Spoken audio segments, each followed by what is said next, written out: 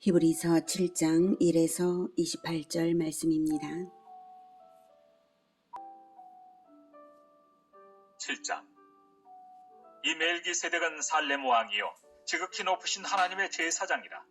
여러 왕을 쳐서 죽이고 돌아오는 아브라함을 만나 복을 피인 자라.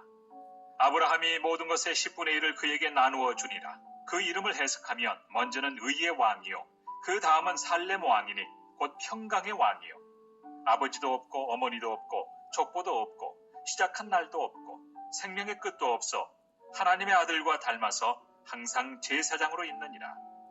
이 사람이 얼마나 높은가를 생각해보라. 조상 아브라함도 노량물 중 10분의 1을 그에게 주었느니라.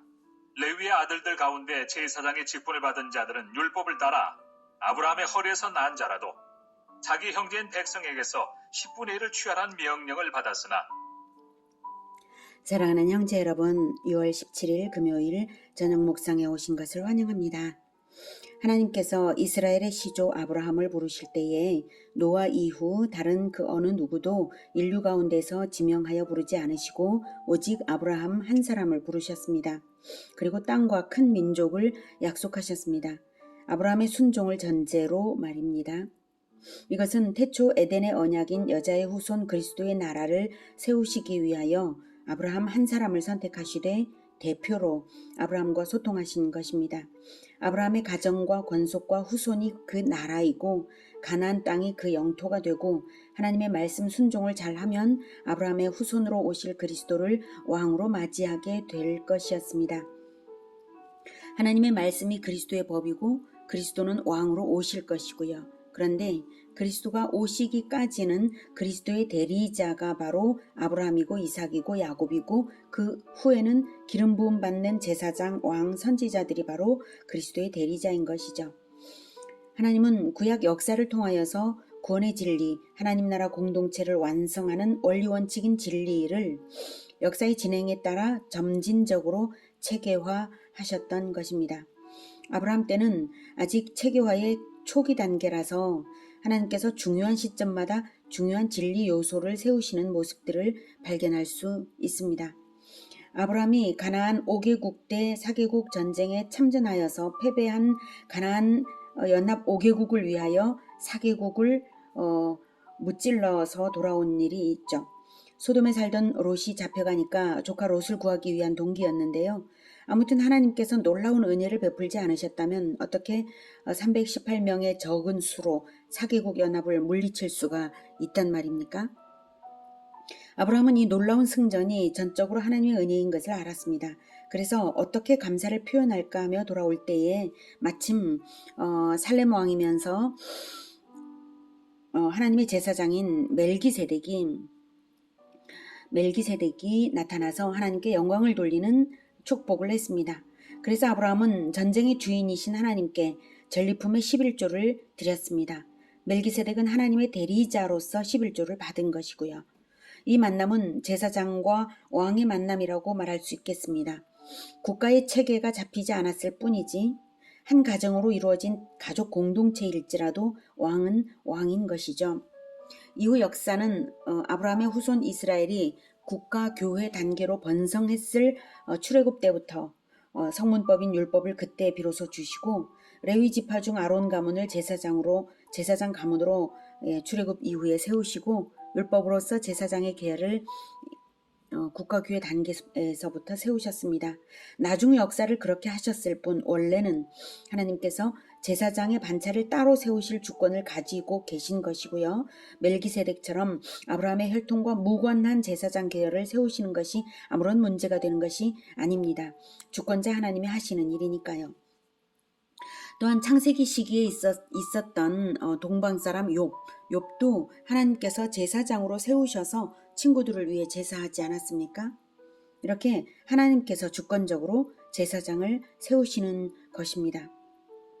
하나님께서 이렇게 제사장을 주권적으로 세우시는 또 다른 계열이 있다는 것을 히브리서 기자가 말하는 이유는 레위 지파 말고 또 다른 계열이 있다는 것을 말하는 이유는 히브리서의 독자들이 유대인 성도들이고 예수님은 영원한 대제사장님을 논리적으로 설명을 하려니까 율법적 사고에 갇혀있는 유대인들로서는 왜 레위 지파도 아닌 예수님이 제사장이냐?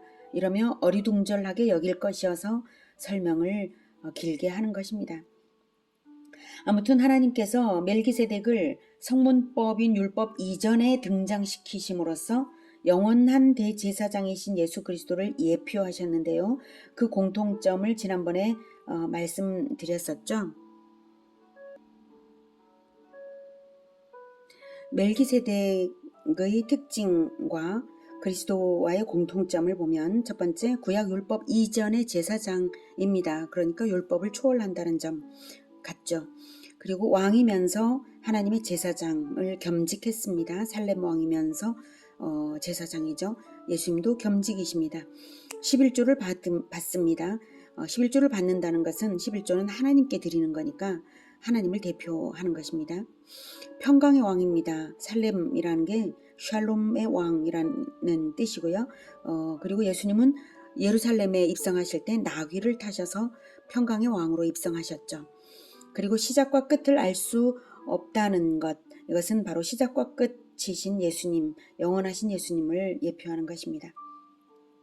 이렇게 그리스도의 예표로 등장했던 멜기세덱을 통해서 예수님의 대제사장직의 영원성과 완전성을 알 수 있습니다. 5절 이하도 이어서 논증을 계속합니다. 5절. 레위의 아들들 가운데 제사장의 직분을 받은 자들은 율법을 따라 아브라함의 허리에서 난 자라도 자기 형제인 백성에게서 10분의 1을 취하라는 명령을 받았으나 레위 족보에 들지 아니한 멜기세덱은 아브라함에게서 10분의 1을 취하고 약속을 받은 그를 위하여 복을 빌었나니 논란의 여지 없이 낮은 자가 높은 자에게서 축복을 받느니라. 네, 11조는 하나님께 드리는 것인데 레위 지파 제사장들이 하나님의 대리자로서 받는 것이에요. 그러니 멜기세덱이 비록 레위 지파도 아니고 이스라엘도 아니지만 11조를 받았으니 하나님을 대신한 자여 축복을 빌었으니 아브라함보다 높은 자임에 틀림없다는 말씀입니다. 8절. 또 여기는 죽을 자들이 10분의 1을 받으나 저기는 산다고 증거를 얻은 자가 받았느니라. 네, 여기는 구약의 레위 지파들이고요. 저기는 멜기세덱입니다. 3절에서 아버지도 없고 어머니도 없고 족보도 없고 시작한 날도 없고 생명의 끝도 없어 하나님의 아들과 닮아서 항상 제사장으로 있느니라 라고 했죠. 그것처럼 생명의 끝도 없이 항상 제사장으로 있는 자이기에 산다고, 네, 7절에 산다고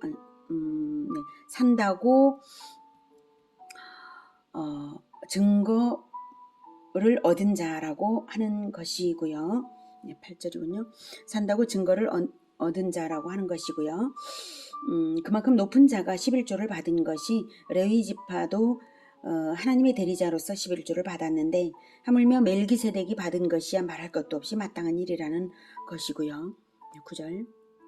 또한 10분의 1을 받는 레위도 아브라함으로 말미암아 10분의 1을 바쳤다고 할 수 있나니 이는 멜기세덱이 아브라함을 만날 때 레위는 이미 자기 조상의 허리에 있었습니다. 네, 레위 지파는 아브라함의 후손이므로 레위 지파도 멜기세덱에게 11조를 바친 것입니다. 아브라함 안에 있었으니까요. 그러니 멜기세덱의 높음을 입증했고요. 이렇게 높은 멜기세덱을 등장시키신 것은 온전한 대제사장을 등장시키기 위한 독자적인 서열을 미리 세워두신 것입니다. 11절. 레위 계통의 제사 직분으로 말미암아 온전함을 얻을 수 있었으면 백성이 그 아래서 율법을 받았으니 어찌하여 아론의 반차를 따르지 않고 멜기세덱의 반차를 따르는 다른 한 제사장을 세울 필요가 있느냐? 네, 불완전한 제도인 구약 율법으로는 제사장직 역시 불완전한 것이고요. 근본 죄인인 점에서 보통 사람들과 동일한 레위인들은 자신들을 위한 속죄 없이는 제사장 사역을 온전히 행할 수 없었습니다. 그러므로 완전한 구원을 위해서는 멜기세덱의 반차, 멜기세덱의 계율을 따르는 다른 한 제사장을 세울 필요가 있었습니다.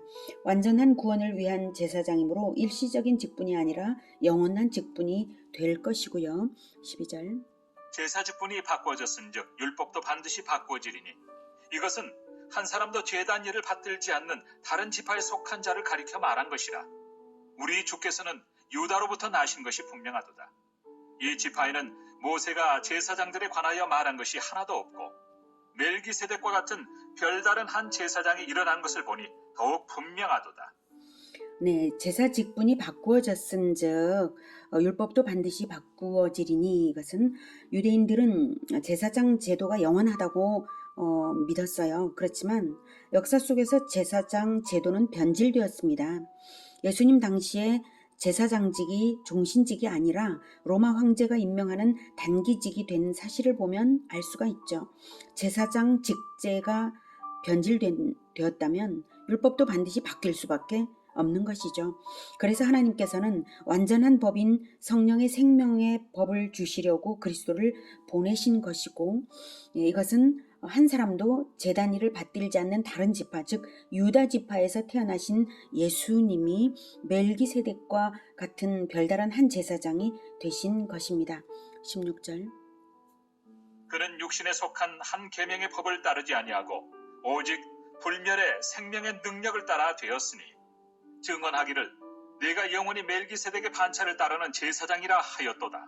전에 있던 계명은 연약하고 무익함으로 패하고 율법은 아무것도 온전하게 못할지라. 이에 더 좋은 소망이 생기니 이것으로 우리가 하나님께 가까이 가느니라. 네, 예수님은 육신에 속한 한 계명의 법을 따르지 아니하고, 즉 모세율법이 제사장의 자격을 혈통적 신체적 조건으로 규정하는 것과 예수님은 무관하십니다. 그것을 따르지 아니하고 오직 불멸의 생명의 능력을 따라 되었다는 것은 그리스도의 제사장직의 기원이 하나님의 아들로서 영원히 죽지 않는 생명력을 지닌 신성에 근거하여 제사장직을 받으셨다는 의미입니다. 하나님이시니까 제사장직을 받으셨다는 의미입니다.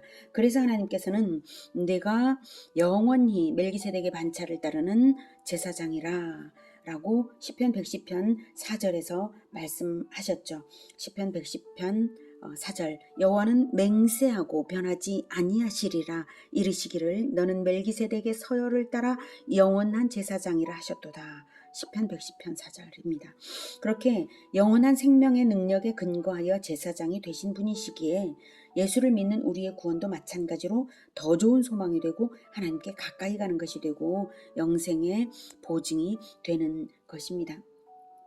이렇게 영원하고 완전하신 제사장에 비하면 전에 있던 구약의 제사법은 연약하고 무익함으로 폐하여진 것입니다. 예수님이 십자가에서 숨지실 때에 성전의 휘장이 둘로 찢어져서 지성소로 들어가는 길이 난 것이 바로 제사법의 철폐를 증거합니다. 20절. 또 예수께서 제사장이 되신 것은 맹세 없이 된 것이 아니니 그들은 맹세 없이 제사장이 되었을 때 오직 예수는 자기에게 말씀하신 이로 말미암아 맹세로 되신 것이라. 주께서 맹세하시고 뉘우치지 아니하시리니 내가 영원히 제사장이라 하셨도다. 이와 같이 예수는 더 좋은 언약의 보증이 되셨느니라.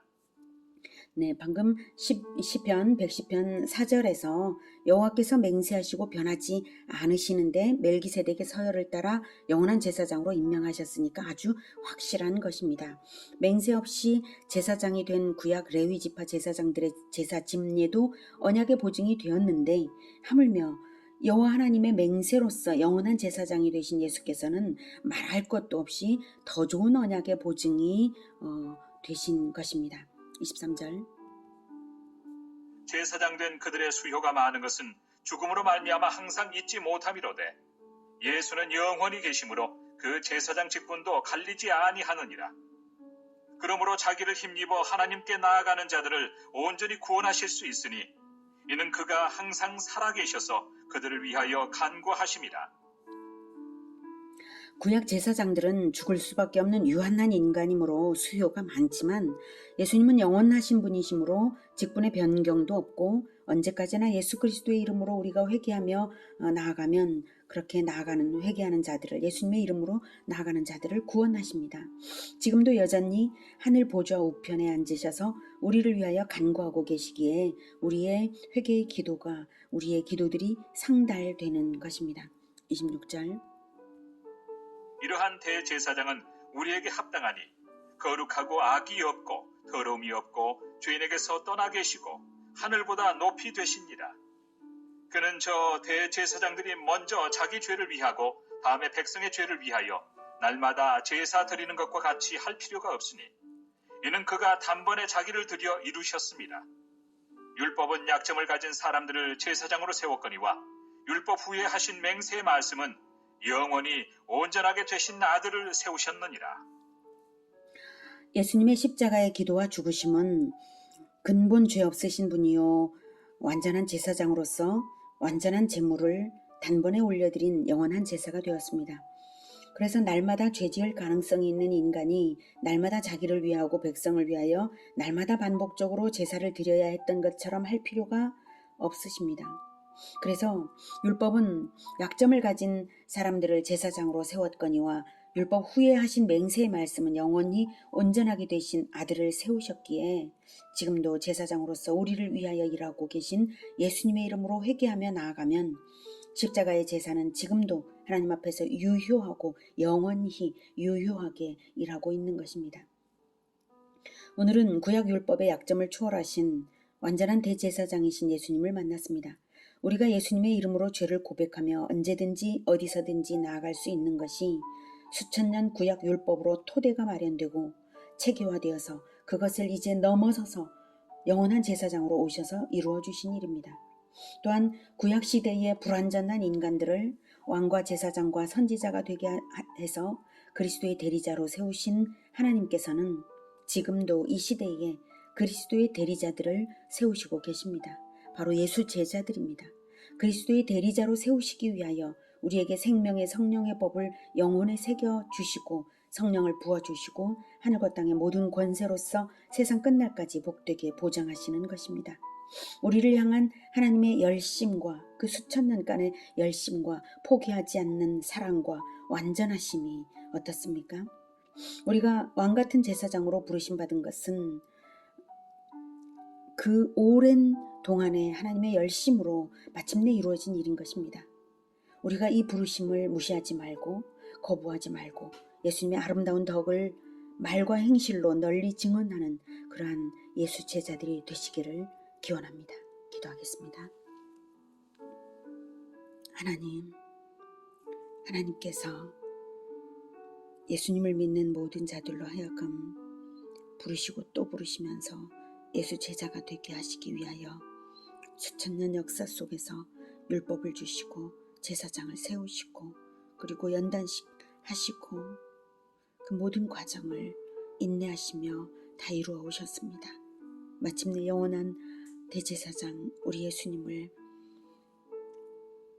세우시고 자기 생명으로 단번에 올려드리는 영원한 제사를 올려드리게 하셨으니 하나님께서 영원히 영광을 받아주시기를 원합니다. 우리가 할 일은 오직 예수님을 따라서 왕같은 제사장으로 예수 제자로 살아가며 그 아름다운 덕을 선포하고 하나님께 영광을 올려드리는 것밖에 다른 것을 어떻게 우리가 할 수가 있겠습니까? 주님, 우리에게 성령으로 충만케 하여 주시옵소서. 그래서 생명의 성령의 법을 새겨 넣어 주시고 오직 우리 주 예수님을 따라 왕같은 제사장으로 살아가게 하여 주시옵소서. 예수님의 이름으로 기도드립니다. 아멘. 이어지는 시간은 개인 기도 시간입니다.